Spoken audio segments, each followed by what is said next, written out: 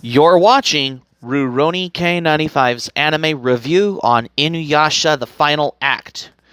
Hi Ruronis, this is your pal, Rurouni K95 here. So today's anime review, we're going to be taking a look on our anime review on InuYasha the Final Act. Because InuYasha the Final Act is a conclusion to the entire InuYasha series, that's why.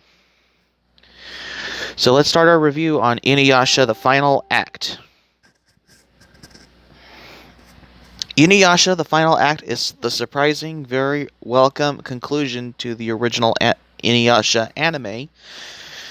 Unsurprisingly, a lot of details were either rushed or skipped when the 21 volumes of the sourced material were compact into 26 episodes, whether not sunrise trim away unneeded fat or cut too far into the meat of the overall story is highly subjective. Nevertheless, InuYasha the Final Act is exciting, fast-paced, filler-free anime that concludes InuYasha quite well. The plot is a continuation of where the first anime left off.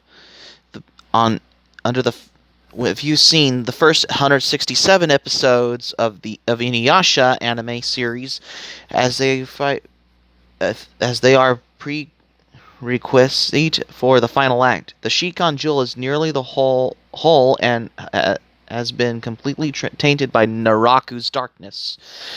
InuYasha and friends are desperately searching for a way to kill Naraku and take back the jewel. At the same time, the evil half-demon is searching for a way to kill InuYasha and his friends.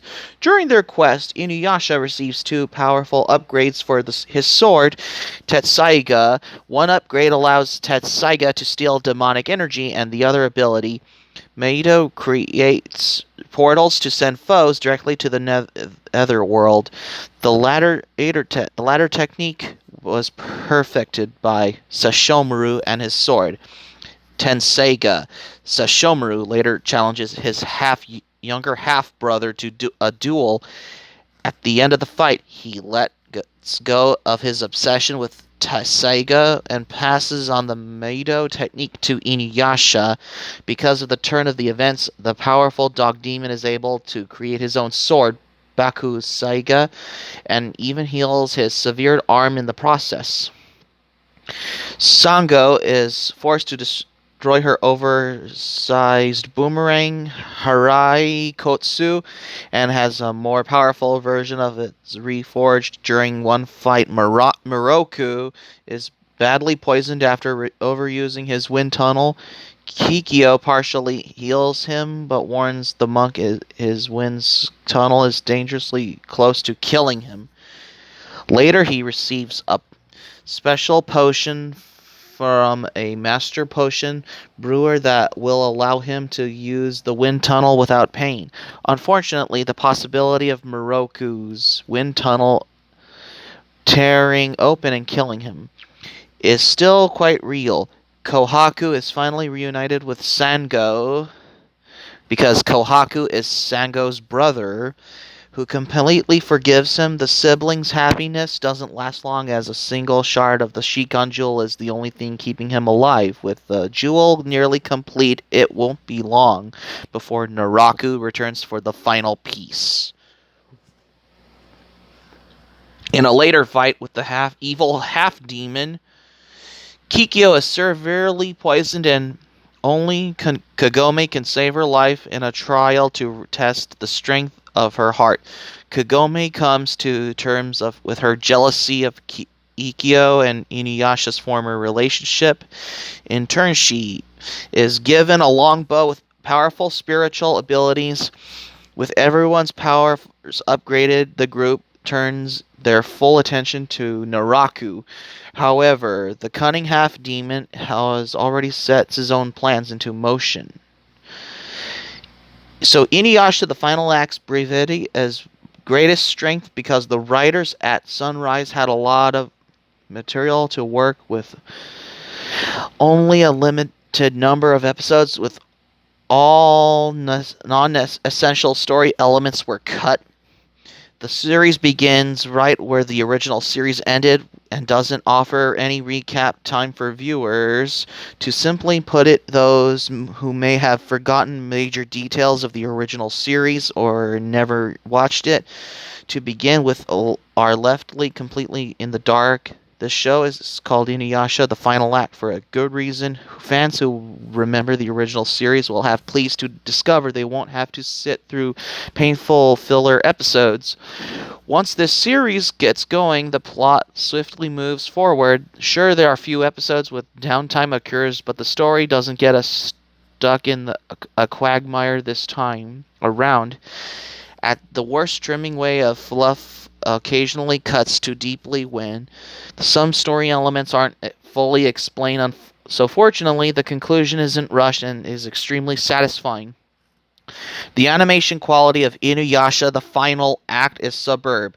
Sunrise, the anime studio, because both the InuYasha and InuYasha the Final Act were made by the anime company Sunrise, spared verily few expenses on the series, and it really shows the overall animation is fairly consistent and fluid. Camera and computer quality have improved in the years since the first InuYasha series, even though that I've already covered on my previous anime review on the original InuYasha anime series, I suppose. And on top of it, as a result, in the show's colors are richer and more vibrant than than they were 5 years ago. The high-budget theatrical movies are the exception to this. Color aside, character themselves rarely go off model, which is a refreshing change of pace from many shonen anime series. In short, InuYasha doesn't suffer from the budget woes that tend to plague a lot of other anime, that you'll rarely gripe about the quality. All of the music heard in the final act is reprised from the original InuYasha anime series. Considering how good Kaoru Wada's work is, the reuse of his music benefits the series. The combination of piano, traditional Japanese string, wind, and percussion instruments complete the fantasy elements of the show. Wada's composition ranges from dark and foreboding to truly epic. Hearing Wada's work again is like welcome back an old friend. Because the music is reused from the original InuYasha anime TV series, it really helps with the show's overall continuity. As I said earlier, InuYasha the Final Act picks up the right where the first InuYasha left off, and hearing the same wonderful music reinforces the fact. The only as I suppose, so InuYasha the Final Act is a lot very faithful to the original manga, especially both InuYasha and InuYasha the Final Act are basically a lot expected to the original InuYasha manga, which it hasn't been done before until now. The only new music you'll hear in InuYasha the Final Act are the 5 J-pop and J-rock songs created for the opening and closing sequences, while the opening, which is the theme song, Kimi ga Inai Mirai, is fun and memorable. The closings might be a little harder to remember because 4 of them are used over a 26-episode period. Still, it's a rare treat to hear so much variety in the closing songs used for the duration of InuYasha's series finale. InuYasha the Final Act is the proper conclusion to the original InuYasha anime, with a refreshing lack of filler, and recap the series right back into the thick of the plot. Some fans may not like how Sunrise rushed to conclude the series compared to the long episode count of the first InuYasha anime, as well as other fans will appreciate the show's brevity and how the plot goes right to the point. The animation is top-notch, and the music is completely unchanged. If you're looking to get into InuYasha, this final season is a different place to start from the beginning. If you never saw InuYasha, nothing about the final act will change your mind. Some hated the non-ending of the first series or simply want closure. Others cannot recommend the final act enough. And speaking of which, InuYasha the Final Act is how it takes place on where the first InuYasha series left off. Because in Japan, InuYasha the Final Act was also known as InuYasha Kanketsu Hen. Because InuYasha the Final Act is based on the last 21 volumes of the InuYasha manga series on the same title by Rumiko Takahashi. Continuing where the first adaptation left off, the series follows the half-dog demon and half-human named InuYasha, the 15-year-old junior high school student Kagome Higurashi, and their close companions Moroku, Sango, Shippo, and Kilala, as they search for their last fragments of the sacred jewel of the Four Souls, approach their final battle with Naraku. As well, because the voice actress Kelly Sheridan was the first to announce her Facebook fan page on May 11th, 2010, on the work of the English dub for InuYasha the Final Act had begun. However, many of the cast were laid off. Monica Story, who the voice actress for Kagome and InuYasha, has replaced by Kira Tozer, because Monica Story had retired and moved on to the U.S. If she could return, there would be issues of citizenship. David Kaye was replaced. The actor David Kaye, who did the voice for Sesshomaru, was replaced by Michael Dangerfield. And Pam Hiat did the voice for Kaede. Because, as well as any other actors, most every actors have been coming, newer voice actors for every anime. Most actors from the original anime has come and gone, as well as new voice actors for every anime to come in. That's why. And speaking of which, InuYasha the Final Act episode 26 was like a happy ending, because it's basically like a conclusion to the anime series InuYasha the Final Act, because both InuYasha anime series and as well as InuYasha the Final Act were all is what you expect, how it goes, as it follows to the original manga by Rumiko Takahashi. That's why.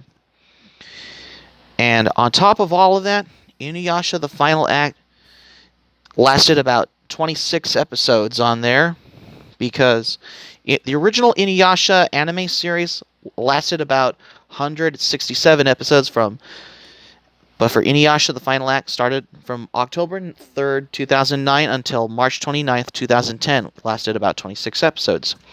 So that's going to be it for my anime review on InuYasha the Final Act. Thank you for watching. But before we go, here's my quick thoughts. This is a 26th episode of InuYasha the Final Act because I had to do it for today's anime review, I guess.